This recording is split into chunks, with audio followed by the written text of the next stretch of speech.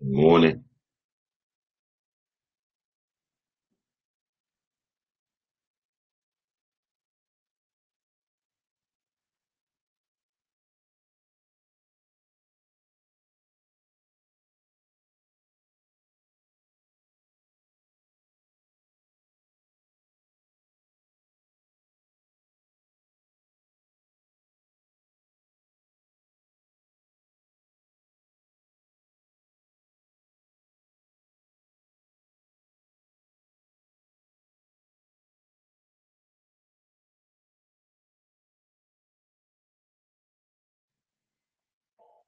Good morning.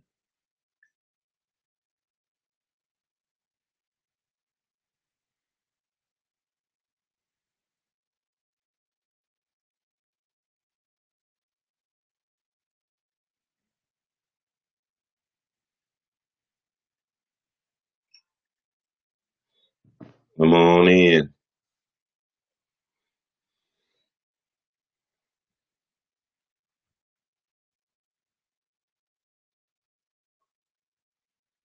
Come on in.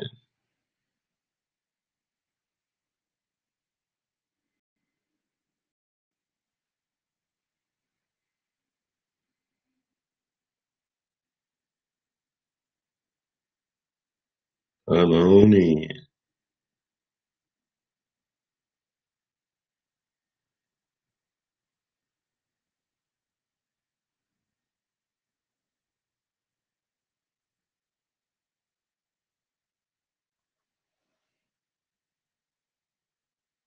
Good morning. Good morning, Brother Cato, Shonda, Roslyn, Tracy, Sonia, Sonia, Betty Walker, Matisha. Good morning to all of you. Brother Fred.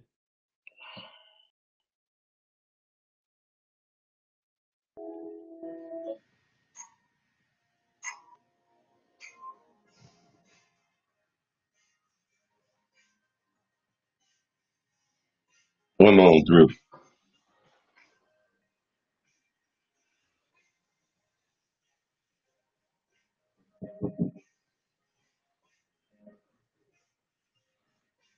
Good day. Come on in and push that share button. Get that word out. What else we got over here? Cheryl Brand.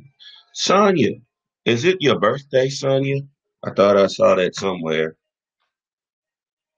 I saw your name attached to something with birthday on it. I think it may have been yesterday or today. Well, if not, happy birthday for some time.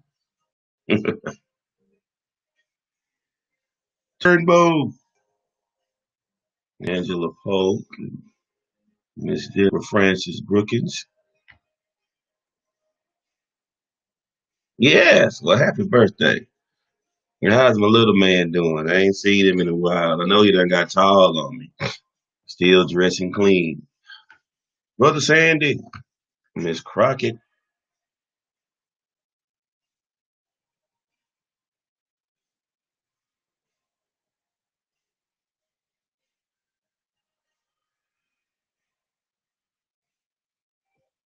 Good morning, cousin.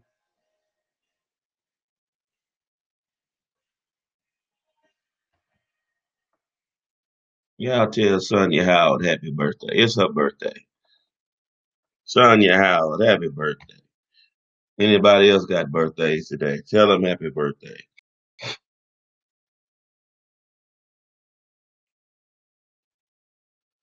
All right, we got about 30 seconds and we're going to get that going. While you're doing that, we're going to turn to, oh, you want to be baptized? We can look that up. We can set it up. Second Kings chapter 7, and we'll look at verses 3 through 11. Second Kings chapter 7, verses 3 through 11. That's what we're going to be rolling from this morning. Let me see here. All right. Y'all get those shares back up. Yeah, I've been slipping. We down in the 40s and 50s. We ought to be in the 60s and 70s at least. We want to goal is 100. So let's get on it. Let's get on it. Tag your friends. Get this word out. Good morning, Miss Shirley. All right, y'all. It's time to rock and roll. It's that time to rock and roll. Second Kings 7. Second Kings 7. Uh, verses 3 through 11. I'll be reading once again from the New Living Translation as we continue journeying through choices today, decisions, choices, however you want to use it. Um, let's get it. Let's go to God in prayer. Father, thank you for this morning. We thank you for the ability to talk to you and speak to you. So forgive us of our sins. Help us hear your word, then apply your word so we can make decisions to honor you on this day. It's in Jesus' name we pray. Amen. One of a good preaching passage. Um, all of them good preaching passages, but some you just like to preach a little more than others because they just good stories. They just good stories. I like the Old Testament. It has a lot of great stories, and so one of these stories is found in verse 3 all the way through verse 11. Here it is. It says, "Now there were 4 men with leprosy sitting at the entrance of the city gates. Why should we sit here waiting to die?" They asked each other. "We will starve if we stay here. But with the famine in the city, we will starve if we go back there. So we might as well go out and surrender to the Aramean army. If they let us live, so much the better. But if they kill us, we would have died anyway." So at twilight, they set out for the camp of the Arameans. But when they came to the edge of the camp, no one was there. For the Lord had caused the Aramean army to hear the clatter of speeding chariots and the galloping of horses and the sounds of a great army approaching. "The king of Israel has hired the Hittites and Egyptians to attack us," they cried to one another. So they panicked and ran into the night, abandoning their own tents, horses, donkeys, and everything else as they fled for their lives. When the lepers arrived at the edge of the camp, they went into one tent after another, eating and drinking wine, and they carried off silver and gold and clothing and hid it. Finally, they said to each other, "This is not right. This is a day of good news, and we aren't sharing it with anyone. If we wait until morning, some calamity will certainly fall upon us. Come on, let's go back and tell the people at the palace." So they went back to the city and told the gatekeeper what had happened. Now to the Aramean camp, they said, and no one was there. The horses and donkeys were tethered, and the tents were all in order. But there wasn't a single person around. Then the gatekeeper shouted the news to the people in the palace. As we walk through this morning, good morning, my sister. As we walk through this morning, we're dealing with this passage where there was a famine in the land. There was, basically a lot of turmoil taking place when you go back and read earlier chapter 7 and even chapter 6. And we recognize now that as we dealt with your boy Gehazi on yesterday, how he made some decisions, he ended up with leprosy. Now, I haven't found this to be fully true, but these 4 lepers here in the text, some try to say it was him and his sons or family members that were here with leprosy. I'm not too sure about that. I haven't confirmed that in the text. But either way, there are 4 lepers, and we know lepers had to be put outside the city gates.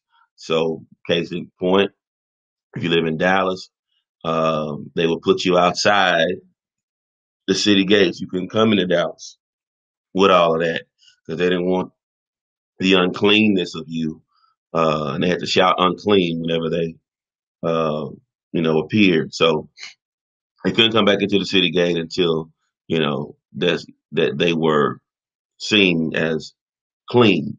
And so here they are outside the city gates in a famine, in bad way. They're in a bad way. Actually, the whole nation's in a bad way because, like I said, it's a famine.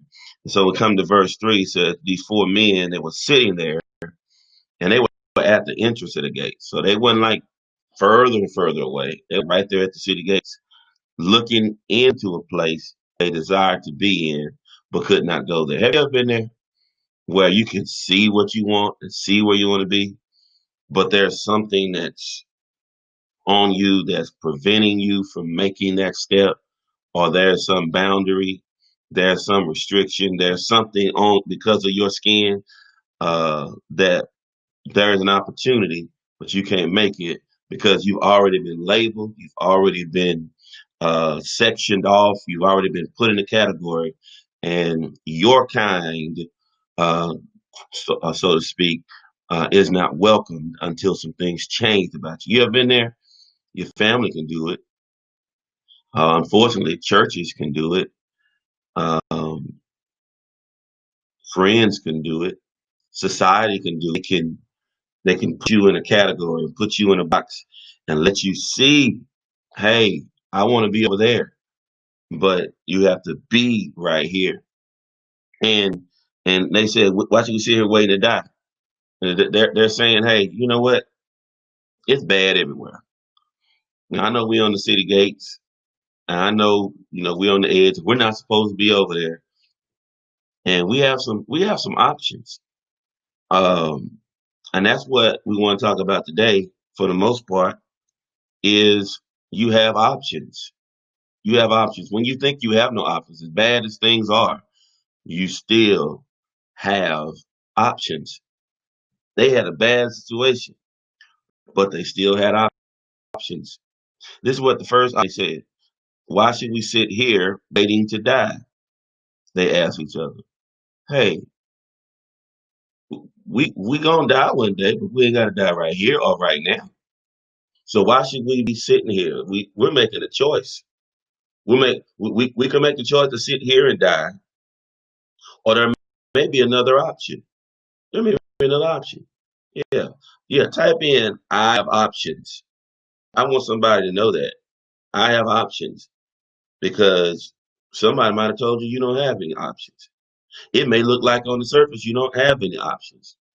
You may have done some things in your past and it seems like your options are not available. You have options.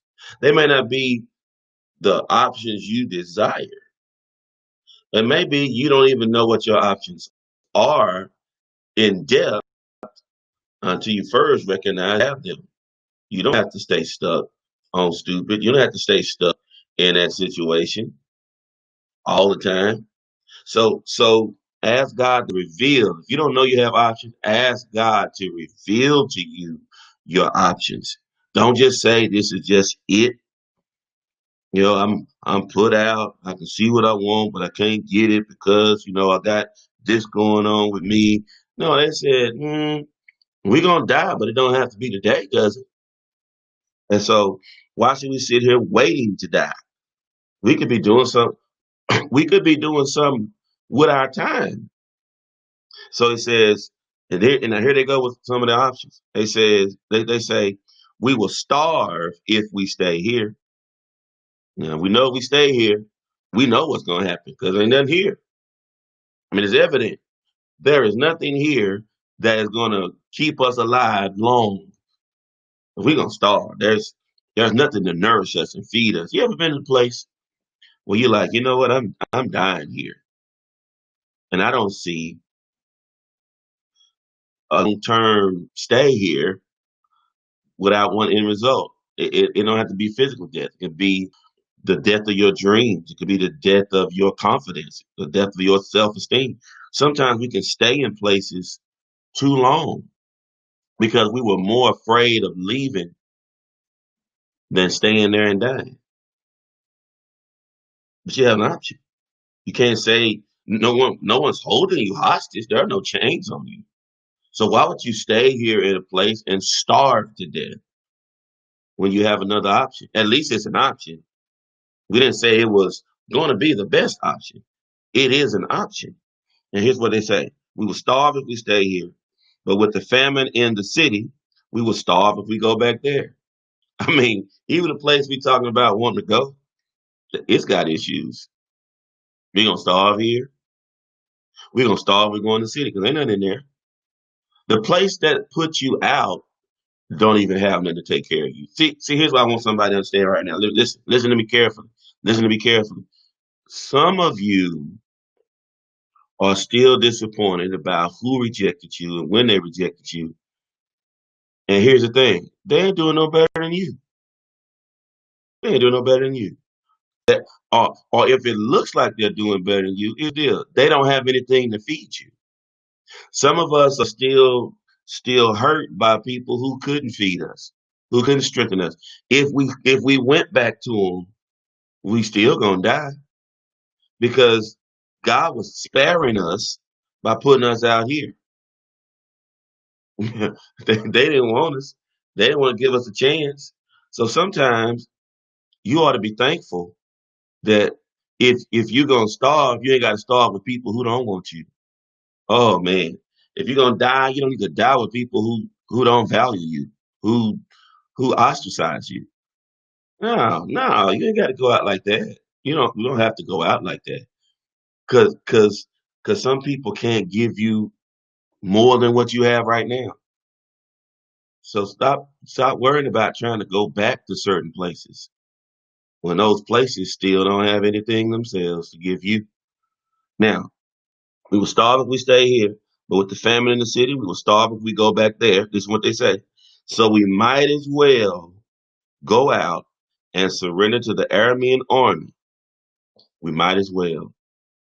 Here's what I want you to type in right now for that person who is wondering what decision to make, but you need to make a decision. And you got so much, you got to know all the steps and all that kind of stuff. Let me ask you a question. What you gonna get if you stay where you are? What you gonna get if you go back to where you came from? You might as well try something else. So type in this, I might as well. That's not for everybody. That's for a person you just stuck and you see an option, you see a choice, and you see your other ones that they just don't look good at all. And you need to choose something because time is running out.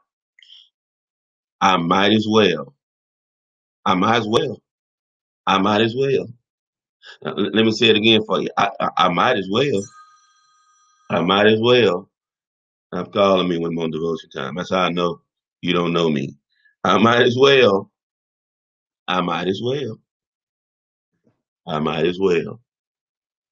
Yeah, that's gonna be your word today and next week. I might as well. I know you don't know much about it, but if your options right now aren't that great, and even that is an option you haven't tried, you might as well. Now, he says, so we might as well go out and surrender to the Aramean army. If they let us live, so much the better. But if they kill us, we would have died anyway.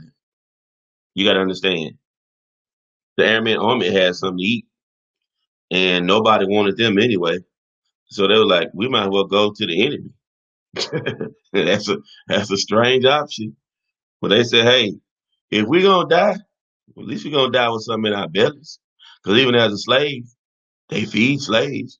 We might have a little job or something that they got to do, workers. But at the end of the day, we get to live long. We get to prolong our lives. That doesn't mean we just go do crazy stuff and surrender to Satan. That's not the point of this. The point is, it was an option, and there was a chance at a better life. There was a chance at sustained life. And so they said we might as well go take this chance. If we live, so much the better. If they kill us, we would have died anyway. Ooh, we would have died. Why don't you tithe? You might as well. Why? You ain't got no money right now. You can't fund the vision for your life anyway. You might as well trust God and give. You might as well vote. Why not? You might as well take a chance. You take a chance on everything else. You might as well. What if it was your vote that gonna make the difference? You might as well. See, we got so many excuses of why we don't do stuff. We need more excuses of why we do stuff. More reasons because we might as well. It's a viable option. Now, verse 5 says, so they made a decision. They made a choice. They chose.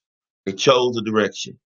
It says, so at twilight they set out for the camp of the Arameans, but when they came to the edge of the camp, no one was there. For the Lord had caused the Aramean army to hear the clatter of speeding chariots and galloping of horses and the sounds of a great army approaching. King of Israel has hired the Hittites and Egyptians to attack us, they cried to one another. So they panicked, ran the night, abandoning their tents, horses, donkeys, and everything else as they fled for their lives. Boy, will you look at this. These four dudes were on the edge of a city that had put them out because of their own issues that they had. They were judged, they had an issue, they were separated. They couldn't go into the city. They was gonna die if they went back in the city because the city didn't have nothing to offer. They're gonna die where they were right there, and they could have died if they might as well went on out to the enemy's camp. Look at what happened. They start walking toward their might as well. Oh, you finna get it. You finna get it. Don't shout too hard on the computer. They start walking toward their might as well. The enemy. It's only four of them. That's a whole army that they like. Well, give us some food. They might kill us, but we might as well go take a chance. On their way there, people, to their might as well. The decision their might as well decision. They sounded like an entire army when there was only four people.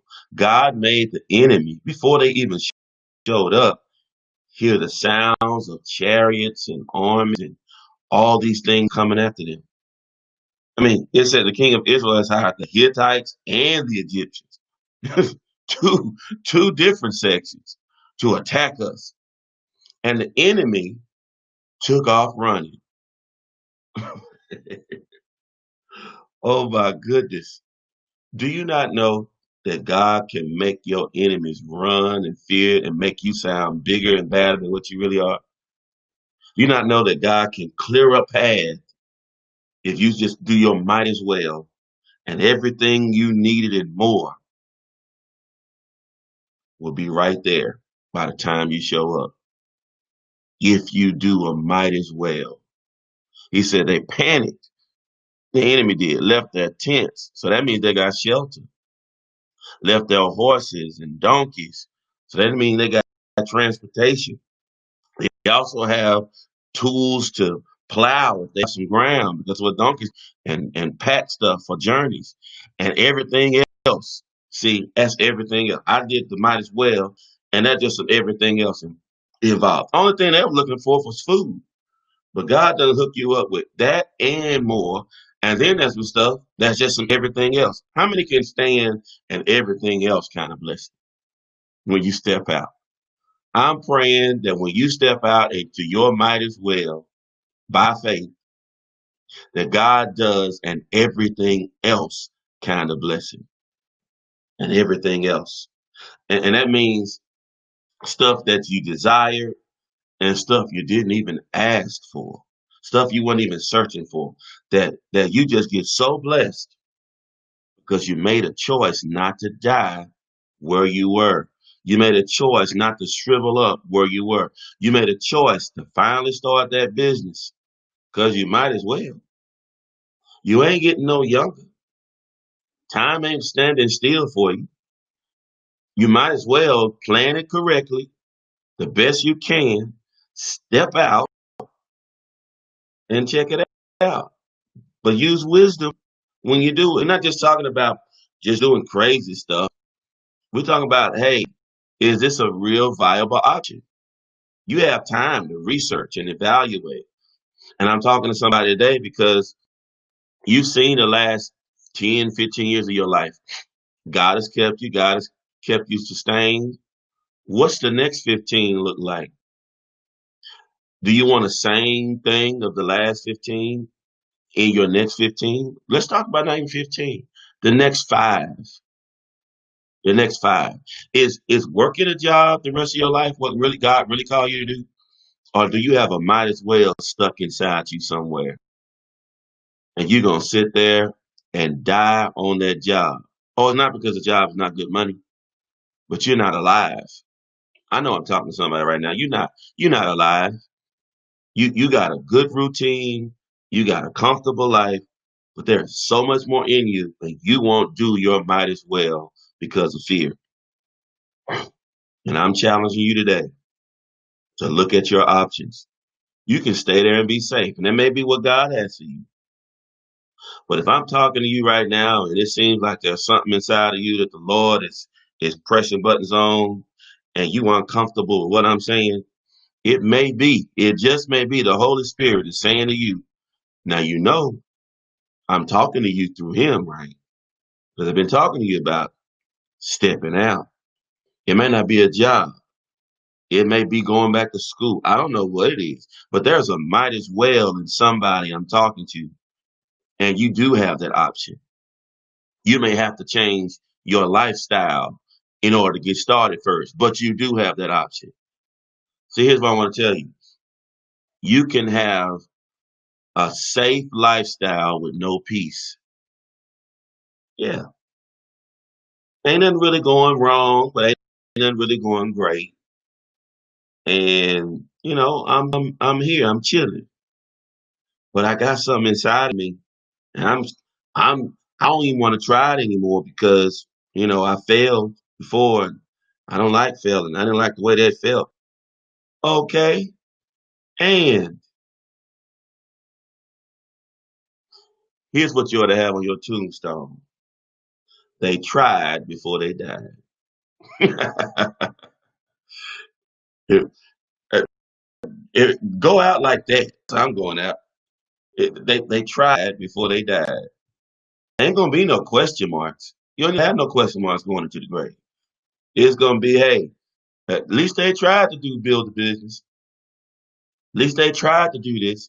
Try it. I remember when we did our first church plant. We did our first church plant, and I knew the risk of what we were doing with our first church plant because I've been a part of them. I started a church and then blended with another one, so I know the risk and the challenge that come up with it, especially in the area that we went.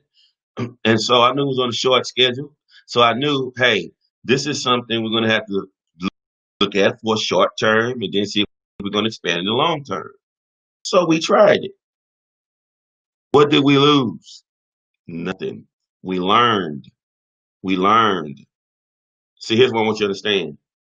When you do a might as well, it may be that you don't lose anything, but you learn a lot of things.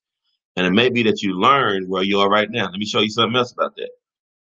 If we would have had, and that was a year and a half ago, if we would have had the two campuses still today and not, only done it the 90 days after doing a might as well, what kind of financial strain and staff strain could our church be experiencing not knowing that a COVID-19 was coming to shut all churches down? There we would have been with two church campuses. But God says, try it. I said, all right. Went out there 90 days, did some good work, walked into the community, blessed a whole lot of people. Some people joined church, people got saved, but that was just a short run. Do it again. We're gonna try again. We're gonna step out again. Why? It's in us. And I'm telling you right now, there's something in you. Try it. Look at it. You got time to strategize with what you have. You have a might as well in you. And God can give you an everything else kind of blessing. So look at this. Look at this. Look at this. Verse 8, and I'm done. When the lepers arrived at the edge of the camp, they went into one tent after another, eating and drinking wine. Look, God done set up a buffet in the midst of a famine. Man, look, in the midst of COVID, when people are losing jobs, God can set a buffet up for you. So they went in one tent after another, eating and drinking wine. Boy, they got some wine. The Lord is good at it. The Lord is good. He hooked them up with some wine. Now, eating and drinking wine, they carried off silver and gold and clothing and hid it. I mean, they have come up. This is not like like Gehazi. They ain't stealing nothing. This is a part of war, right? So check this out. Verse 9, finally they said to each other, this is not right. This is a day of good news, and we aren't sharing it with anyone. If we wait until morning, some calamity will certainly fall upon us. You know what they're saying? Hey, we did our might as well, and we got to go ahead at this moment and maximize this moment because there's a time limit on it. Oh, let me help somebody right now. Let me help somebody. When you move, understand, sometimes God says, when you make this move, you need to handle your business while you have time handling your business because there's a window where this can shift on you. I want you to understand when you step out, understand there's a time frame and you need to make sure you understand some things that are there. There's a window of opportunity and you need to maximize that window of opportunity with everything you can get in it. That's just like life. In life, you got a window of opportunity. That's it. Whatever you do with the time that God gives us in the years, that is a window of opportunity. And what God is challenging us today, and the choice is maximize the moments we have because it's a window of opportunity. There are some things going to come our way, and we need to maximize that opportunity. We don't know how much time we have.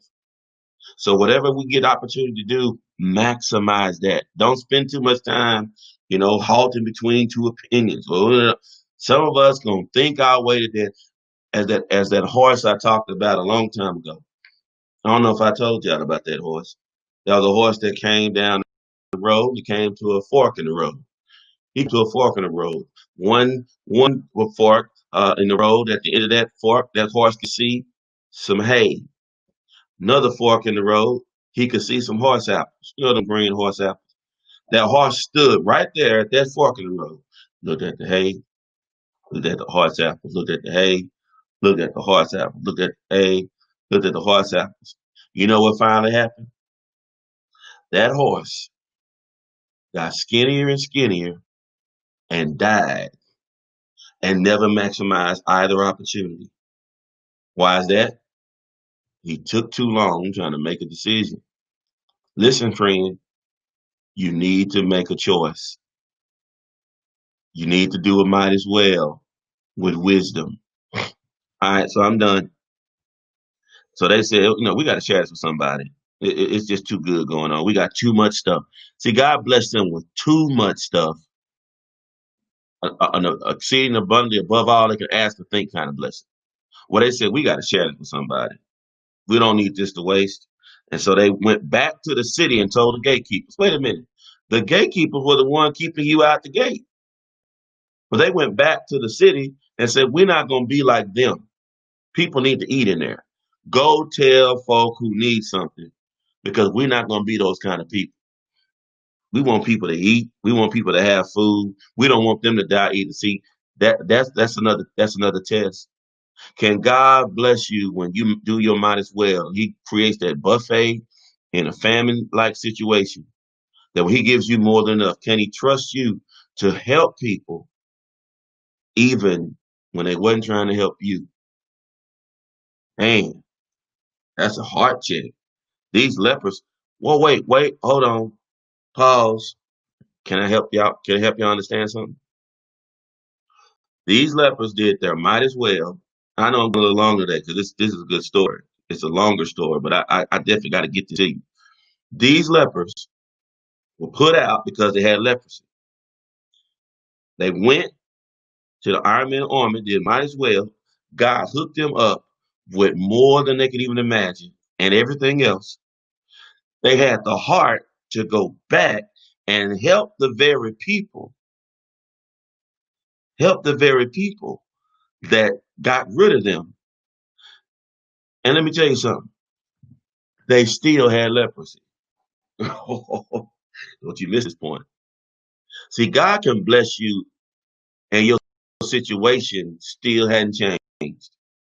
God can bless you with exceedingly abundantly above all, and you still have same issues that you had. It God ain't limited like people limited you. God can bless you because he wants to, but sometimes he may allow the situation to stay with you so you don't forget where you came from. That you don't forget you don't deserve this buffet out here, but I'm just good like that. I'm hooking you up. Now, you may be asking a question. Did they want healing from their leprosy or did they want to eat and live? Hmm. They could have been healed from their leprosy and still starved to death. Or they could have went and got all the stuff they had and eat and be grateful that they're still alive. And I believe sometimes there are certain situations where God leaves certain things, like Paul said, a thorn in the flesh, thorn in our flesh, a messenger from Satan, a buffet, a message. It's something that God is leaving in us to keep us humble, should I say. So there's some scars God ain't gonna remove. There's some things in our life that make us pray more. Yes, God can heal, God can deliver, but if you look at life, sometimes what we call a curse is really a blessing in disguise. They still came up. They had a might as well. They made a decision and they didn't let their circumstance or anything that was in them and on them stop them. And friend, that's what I want to tell you today. I want to tell you, don't you let what other people said about you, don't you let some defect on you or in you, don't you let anything stop you. You don't have to stay there and die. You don't have to stay there and shrivel up. You don't have to stay there and be less than what God called you to be. Make a decision to better yourself. Sometimes you got to risk it all. You got to risk it all. You got to risk it all. Stepping out, starting a church, leaving the church I was at with decent salary, and stepping out here not knowing what was going to happen with 7 people. And here we are 12 years later. I didn't know what was all going to happen. I had faith and a vision. I wanted to live. I didn't want to just sit there and die. And it's not you can die in a good situation. Oh, well, let me say that, and let me say this, and I'm rolling. You can die in a good situation. Your creativity can die, your drive can die, your passion can die because you settled for comfort. But what part of you are you letting die just because you want to be comfortable and your fears begin to dictate your choices? Oh, friend, today, don't let your fears dictate your choices. Make a move. Or as they would say when I was growing up, bust a move. It's time for somebody to start planning their next move right now. I don't know who you are. You are watching right now. You may be watching live, but God is challenging you. It is time for you to start making a move. There is a might as well in you. And this was confirmation. There is no more excuse of what you talking about you can't do and what you have on you and what you don't have. They made a move without resources. They made a move without health care. They made a move with rejection. They made a move and they could have lost even the last stuff that they had. But when God gets involved, all you need to start doing is marching in your direction might as well. You have no idea what's waiting on you when you get to the camp. All right, I gotta go. We gotta go bust a move and I gotta check on this voting, making sure they're still voting well over there. But then also we gotta bust a move and this is feeding day. This is the day we bless people in the community. So we got 2 things going on at DC3 today. Well, we got 3. We got our school, we got our voting, and now today is we got our food giveaway. We got to go bust some moves. We're doing it by faith too, every week. But God keeps on sending the food and the people. I would trust Him all of my heart. So we're gonna do this thing. Let's go to God in prayer. Father, thank you for this day. Thank you for every person watching. And I pray that you make it so uncomfortable for them to just stay there and starve to death. They may be starving in their emotions. They may be starving because they're not getting the nourishment they have. They may be starving at a church and not getting the word that they need or not fulfilling their calling. They may be starving on a job where they have the money, but they don't have any vision or drive. They may be starving in a relationship that's not a marriage. And they're just there and they just have a piece of a woman or a piece of a man and settling. They may be starving in a situationship where someone has a committed relationship with the other person and they're the side. You didn't create any of us to be sides. They need to might as well in their spirit. They can do better than that. They don't have to die there. They'd rather be alone. You have so much inside of us, and we don't want to die in it, die with it. We want to live and step out and do it by faith. And for those who you've given us options to look at and spend time planning, let's plan before we move. Some of our moves going to be urgent moves.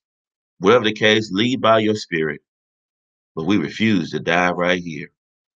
We're going to step out on a might as well and roll up on and everything else kind of blessing and give you glory for it because we know we don't deserve it, but your grace gave it to us. We love you. We thank you in Jesus' name. Amen. All right, people. Y'all have a great one. Be encouraged in the Lord.